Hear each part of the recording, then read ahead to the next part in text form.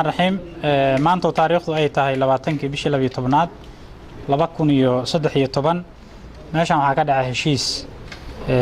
lagu soo gabagabeynay ama lagu afjarayo calaadii ka dhacday gobolka Shabeellada Hoose bariyahan ka jirtay waxa ka soo baxay marka dhowr qodob 5 qodob oo ku saabsan xabad joojin iyo heshiis hordhaca oo arintaas xalkeeda lagu gaaray heshiiskan xabad joojinta wuxuu ka kooban yahay 5 qodob san sheegay qodobka koobaad wuxuu leeyahay in xabad joojin rasmi ah lagu dhawaaqo lana joojiyo colaadda ka aloosan gobolka Shabeellada Hoose labo in maleeshiya beeleedyada ku dagaalamay deegaanada gobolka Shabeellada Hoose la kala qaado lana kala geeyo Carbiska iyo Ceel Jaalle inta laga qaramaynayo maleeshiyaadkaas dadkii ka barakacay guryahoodana dib ay ugu soo laabtaan saddex in amniga gobolka lagu wareejiyo ciidamada dawladda Soomaaliya ciidamadaas oo noqonaya ciidamo buuxiyo shuruudaha dhexdhexaadnimo iyaga oo kaashanaya ciidamada AMISOM afar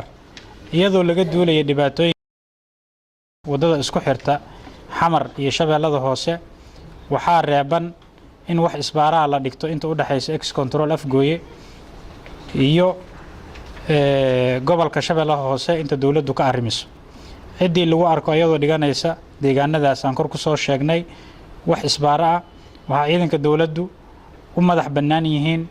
in tilaabo sharci laga qaado shan waxa uu xil saaran dabagalka fulinta heshiiskan guddiga xildhibaanada ee goobjooga ka heshiiskan waxa saxiixay odayaasha dhaqanka ee labada dhinac koow gudoomiye Maxamed Xasan Xaad labo nabadoon Axmed Diiriye Cali saddex nabadoon Jimcaale Maxamuud Nuur afar nabadoon Nuur Cali Warsame shan nabadoon Maxamed Aadan Xuseen lix imaam Cabdullaahi Khaliif Roble toddobo imaam Cumar Macalin Abshir sideed suldaan Maxamed Sheekh Maxamed sagaal nabadoon Cabdullaahi Faarax Hayle toban suldaan Cabdinaasir Jaamac Seed kow nabadoon Axmed Maxamed Barre labo nabadoon Cumar Abshir Cumar saddex nabadoon Maxamed Xasan Maxamed afar nabadoon Maxamed Cusmaan Macalin shan ugaas Aadan Deeriye Ibraahim lix boqor Maxamed Jaamac toddobo ugaas Bashiir ugaas Yuusuf sideed ugaas Bashiir ugaas Yuusuf sideed suldaan Saciid Diiriye Maxamed sagaal suldaan Cumar Cali Xasan toban suldaan Abiib Sheekh Maxamed xildhibaanada goobjooga ka heshiiskan oo ayaguna saxiix dhinacooda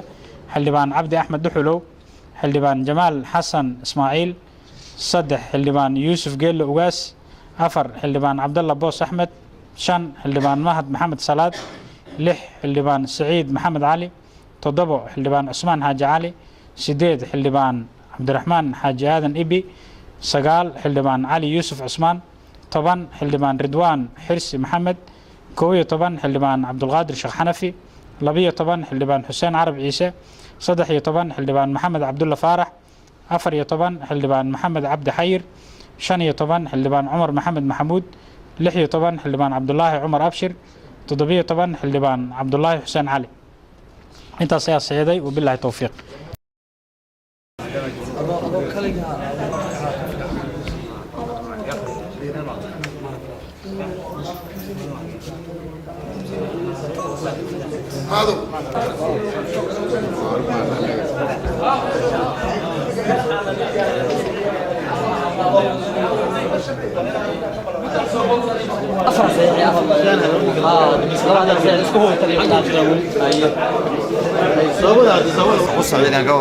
يا ماشي على مين قالين؟ ها ماشي يزعل. جيس كصيح ماشي على مين قال كصيح. لا يسمع ما راح أقصها ما كوينا يروي.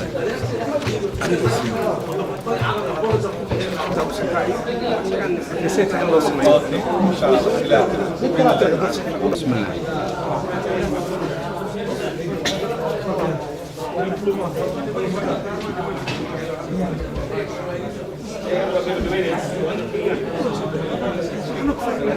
طنك حجة بدون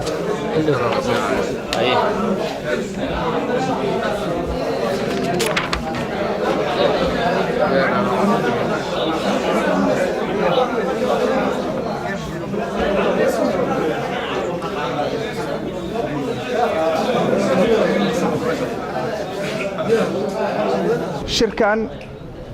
oo maalintiisii afaraad ay maanta ahayd waxaan ku soo gabagabaynay bilowga qaybtii hore ee dadka walaalaha ay ku diriraya shabeellada hoose horaan uga hadalnay oon ku dhawaaqnay xabad joojin waxaan si qoto leh oo walaalnimo iyo isu garaabid ay ku jirto uga hadalnay maanta halkan islana garannay inay colaadaasi ay ku ekaato maanta waxaan dadka walaalaha ah ee na maqlaya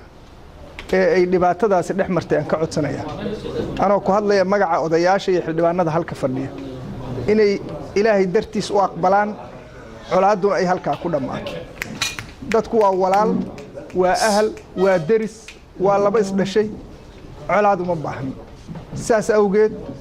waxaan rajaynayaa inaad ilaahayna ka cabsan doontaan innagana aadna tixgeli doontaan maxaa yeelay waa dadka madaxda u ahaa hadday ama xildhibaanada yihiin amay odayaasha yihiin amay salaadiinta yihiin saas awgeed waxaan mar kale idinka baryayaa inaad xabadda joojisaan oo laga bilaabo